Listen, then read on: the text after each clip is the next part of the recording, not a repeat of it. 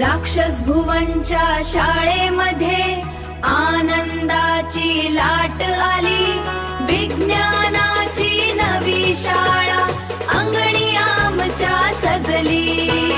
चला पाहूया, चला शिकूया प्रयोगांची जादू, नव्या युगाच्या विज्ञानाने बुद्धी आपली साजू।